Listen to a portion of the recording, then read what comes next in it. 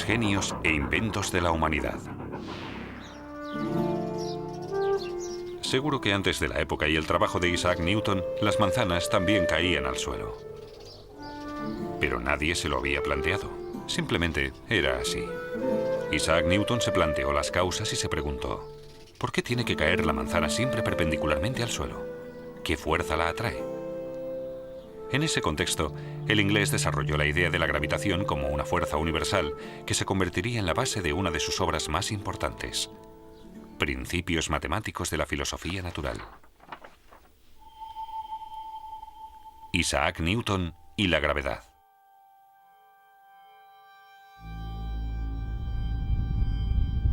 Los movimientos de los astros siempre han fascinado al hombre. Desde el principio de los tiempos, ha intentado averiguar las leyes subyacentes. 600 años antes de Cristo, el filósofo griego Anaximandro afirmó que la Tierra era un cilindro y que se encontraba en el centro del universo. En su interior ardía el fuego del infierno. Sobre ella se encontraba la bóveda celestial, y detrás de esta ardía otro fuego. A través de unos agujeros en la bóveda celeste translucían las llamas, eran las estrellas. Un paso más lejos fue Claudio Ptolomeo, que vivió en Alejandría en el siglo II después de Cristo. Él también veía la Tierra como el punto central del universo, pero para él, la Luna, el Sol y los planetas giraban en torno a la Tierra en trayectorias circulares fijas, las denominadas esferas. Con esa teoría, los astrónomos fueron capaces de predecir con más exactitud los eclipses de Luna y de Sol y la posición de los planetas. Pero es curioso, era una teoría falsa la que les llevaba a la mayoría de estos resultados. Pasaron más de 100 años hasta que en el siglo XVI Copérnico desmontará esa visión de la Tierra como el centro del universo. El canónigo polaco afirmó que los planetas giraban en torno al Sol y entre estos planetas, la Tierra. Pero no fue capaz de demostrar su teoría. A principios del siglo XVII, el astrónomo Johannes Kepler consiguió pulir la concepción del universo de Copérnico mediante la observación precisa de los planetas y el descubrimiento de la regularidad matemática. Afirmó que los planetas no giraban en torno al Sol en órbitas circulares, sino elípticas. Y se percató de que los planetas más cercanos al Sol recorrían su órbita con más rapidez que los que se encontraban más alejados.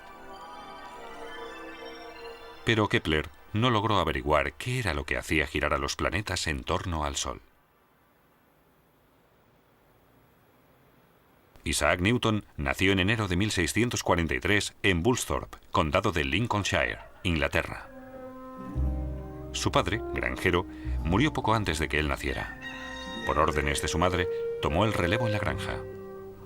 Pero el pequeño Isaac no estaba hecho para el campo. Se quedaba contemplando el agua durante horas, pensativo, mientras las ovejas se iban escapando.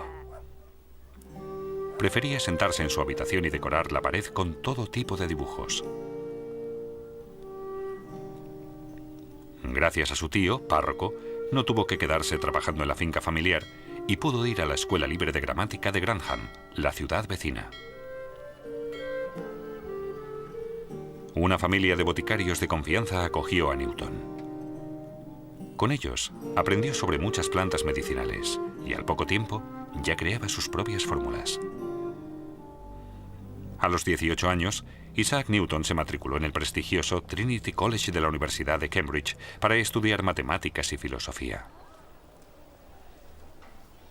Pocos años después, ya ejercía de profesor de matemáticas en la universidad. Sin embargo, sus inquietudes iban más allá del campo de las matemáticas. Newton se interesó por diversos fenómenos físicos y químicos, y él mismo fabricaba las herramientas que necesitaba para sus investigaciones. Con su telescopio reflector, estudió los movimientos de los planetas en el cielo estrellado, pero se preguntaba qué era lo que los mantenía en sus órbitas elípticas. Los filósofos naturales, como se consideraba a los científicos en aquella época, debatían las diferentes hipótesis. Entre ellos el inglés William Gilbert afirmaba que unas fuerzas magnéticas invisibles e incomprensibles accionaban los cuerpos celestes en el universo. El francés René Descartes prefirió dar otra explicación. Según él, todo el universo se componía de partículas materiales, y los planetas giraban dentro de ese enjambre de partículas como una hoja en un remolino de agua.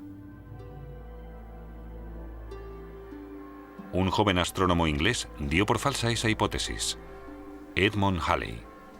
Durante años se había esforzado por formular una teoría del movimiento de los cuerpos celestes. En vano. En agosto de 1684, Halley viajó a Cambridge. Allí coincidió con Isaac Newton, de 41 años, y pensó esperanzado que quizás aquel prestigioso profesor de matemáticas sabría algo más y podría ayudarle. Halley hablaba de una fuerza central que situaba los planetas en su órbita. Eso no era nuevo para Newton. Hacía muchos años, cuando estudiaba, Newton se había hecho cargo de la misma cuestión. Y formuló, al parecer sin esfuerzo, una teoría matemática sobre los efectos de esa fuerza. Pero nunca se había preocupado por publicarla y prácticamente la tenía en el olvido.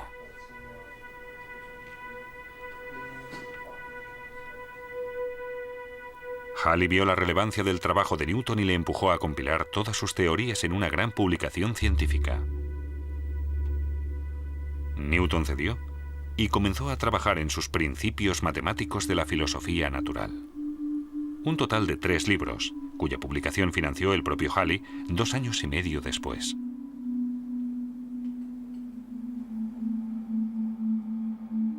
Newton formuló, entre otras, las 3 leyes que hasta hoy constituyen las bases de la mecánica. Esta es la primera ley. Todo cuerpo permanece en su estado de reposo o de movimiento rectilíneo uniforme, a menos que otros cuerpos actúen sobre él.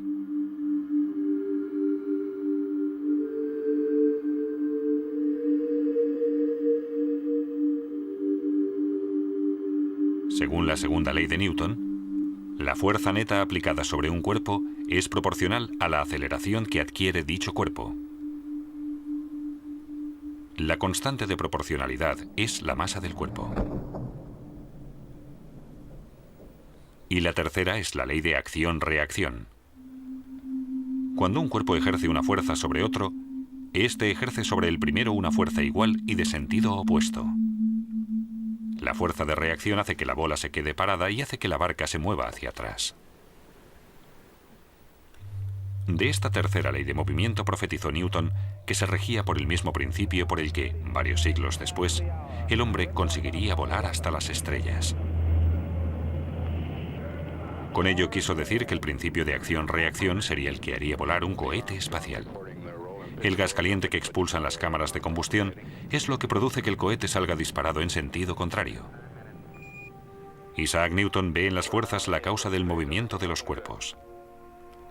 Y en el caso de la Luna, afirma que lo que hace que permanezca en su órbita elíptica es únicamente la atracción de la Tierra.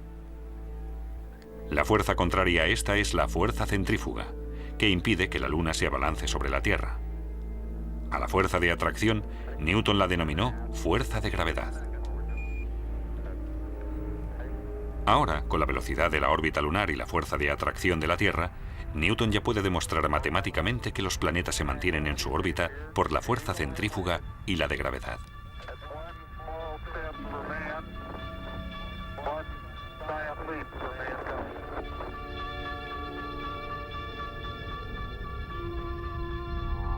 Pero Newton aún no está satisfecho.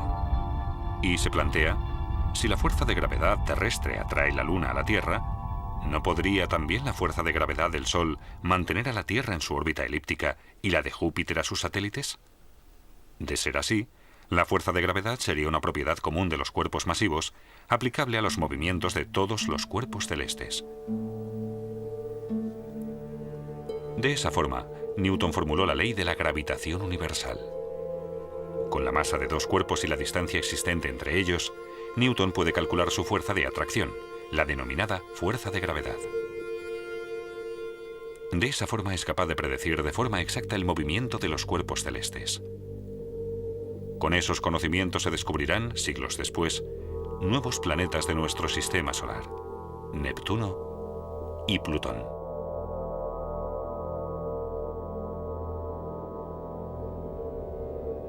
Con la ley de la gravitación de Newton se corrobora matemáticamente la concepción del mundo de Copérnico.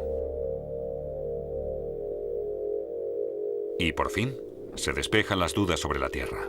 La manzana cae siempre perpendicularmente al suelo por la fuerza de gravedad y llega al suelo más rápido que una pluma debido a la resistencia del aire. Con el principio de la fuerza de gravedad, Newton también consigue explicar las mareas, alta y baja.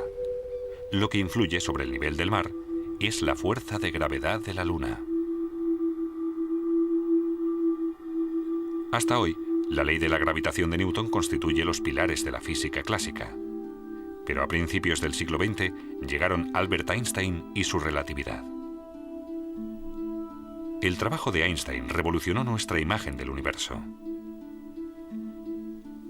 El físico alemán desmontó la teoría de Newton que afirmaba que el espacio y el tiempo eran independientes uno de otro. Fue más lejos en sus escritos y afirmó que la gravedad influye en el transcurso del tiempo. En un planeta mayor y más pesado, el tiempo transcurre más despacio que en uno más pequeño y ligero. Newton describió la gravedad como una fuerza entre dos cuerpos.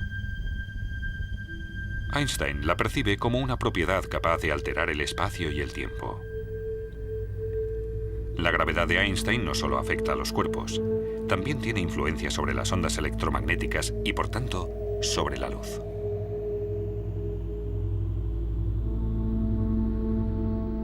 Un año después de la publicación de su teoría, esta se confirma.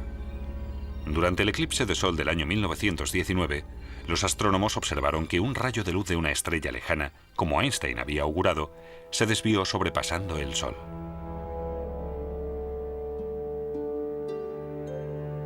La teoría de Einstein se aplica en dimensiones raras con fuertes gravitaciones y elevadas velocidades.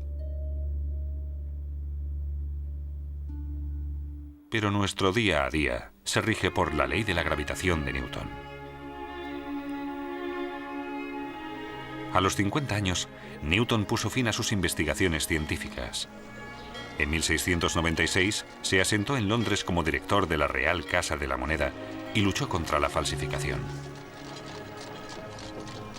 En reconocimiento por sus aportaciones científicas, en 1705, a la edad de 62 años, la reina Ana le dio un espaldarazo y lo ascendió a la nobleza. Sir Isaac Newton murió a la edad de 84 años en Londres y se le enterró en la abadía de Westminster. En la actualidad, Newton sigue estando entre los científicos más importantes de la humanidad. No solo se le considera el creador de la física clásica. La física moderna también le debe las bases de la acústica y la aerodinámica. En el campo de la óptica, Newton descubrió que la luz se compone de colores espectrales. Y también descubrió los anillos de Newton, un fenómeno característico causado por la reflexión de la luz. A pesar de su éxito, Newton era consciente de las limitaciones de sus conocimientos científicos. En sus apuntes escribió: «No sé lo que puedo parecer al mundo, pero para mí mismo solo he sido como un niño jugando a la orilla del mar y divirtiéndome al hallar de vez en cuando un guijarro más suave o una concha más hermosa que de costumbre, mientras que el gran océano de la verdad permanecía sin descubrir ante mí».